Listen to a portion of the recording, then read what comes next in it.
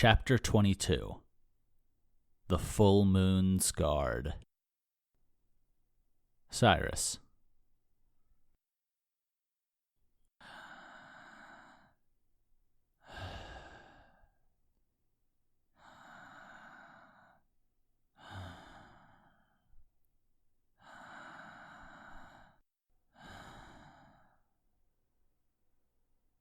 We walked through the forest without a word, shuffling through the leaf litter with no sound except the steady rhythm of our breaths and the crunch of our footsteps. I'd met up with Tristan back at the bar, who was sharing a pipe with Ava and Doran, the four-ponytailed man at the front. The party had died down, but as I arrived, Tristan stood to meet me, asking if I was ready to leave. Our destination was only a night and a half's ride if we left quickly, he explained, and if I could handle the journey. I'd been torn, having finally found a place where it felt safe to sleep, but Tristan assured me that what awaited up the coast would be worth the journey. And so we'd set out walking, Tristan informing me that he still needed to work off a bit of the liquor and the food before we picked up the pace.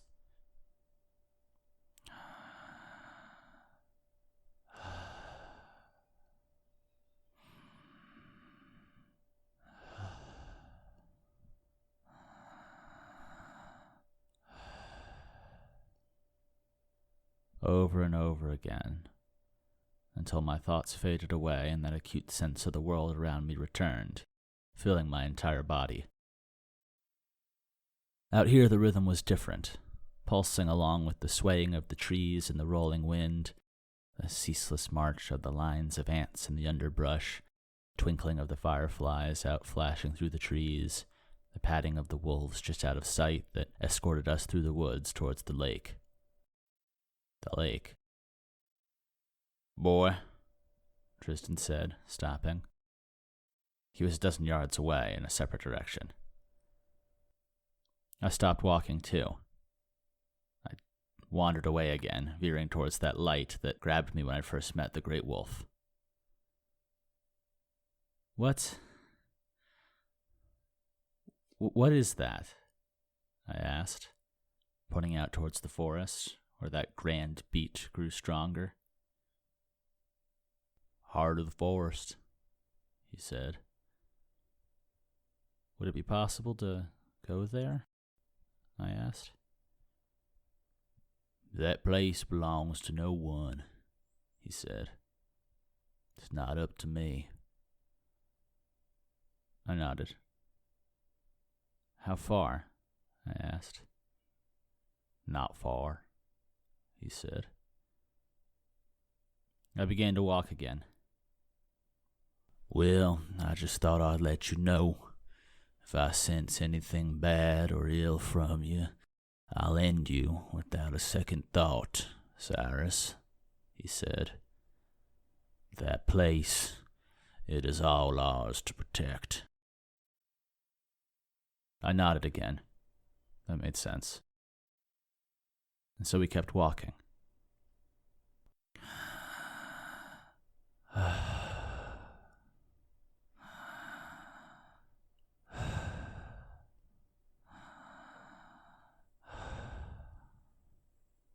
Except now, with each step and each breath, the beat grew louder and more prominent, until the land beneath us seemed to hum in anticipation. And I began to feel stronger again, like the raw life of the river, but far more so.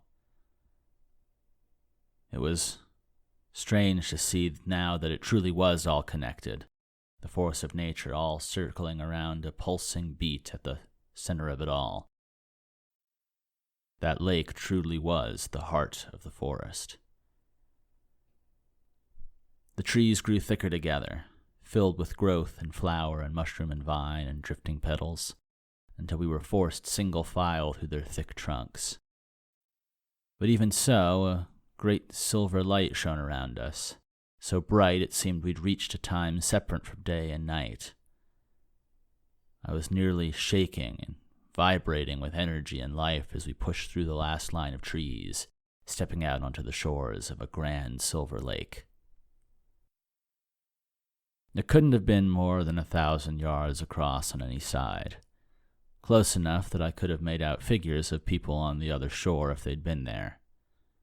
And yet, the lake felt incredibly vast. At the core of it, right out in the center of the water, there was an immeasurable depth, and from it came that heartbeat, the one that had been building ever since I'd reached the forest, like all the world centered around that one vanishing point. The moon was so full that it almost seemed ready to come down to the earth, so impossibly large that it seemed like magic that it even still hung there in the sky. The wind was blowing gently across the water in that same heartbeat, dragging the waves of the lake in little rolling tides against the shore beneath us. I could already feel my biology, my entire sense of being, synchronizing to that beat again, slipping back into rhythm. Behind me, Tristan stepped out onto the shore, feet firmly in the dirt, and we stood in silence. It was like I'd found the final piece of some puzzle. Around me, that vision became suddenly very, very clear. What beat at the heart of this forest was powerful and grand, and I could see its distillation in every rock and tree, every plant and animal. There was a golden force of life at the heart of it all, emanating from this lake, and though it changed and grew and evolved, everything drew back here. This was the golden light, the light that had fought against the darkness of the oil, and it was so impossibly vast that my heart was set at ease. "They say that long ago, a star fell here," Tristan said. "Long before me or Doran, before Rollman or Aerithim, even before Ersa himself." I looked up, where the stars above us filled the sky in full constellation. "They say it punched down through the earth so far no fish would ever reach it, so far no one could ever take it in their hands," he said.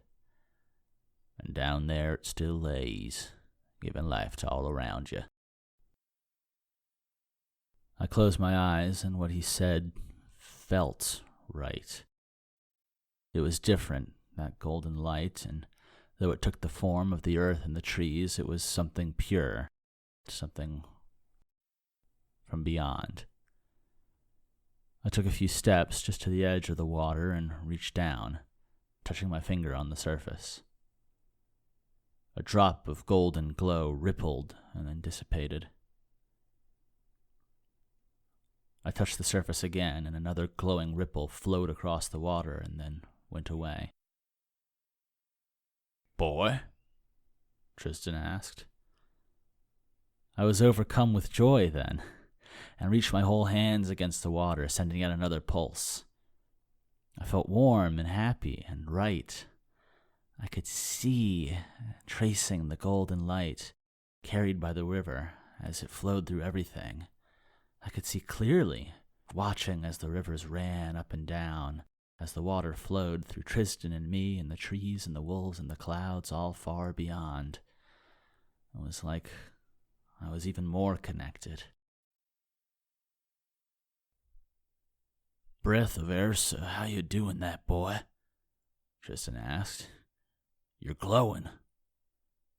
I looked down into the water where my hands were surrounded by ethereal gold, and the reflection of my eyes shined back at me like stars.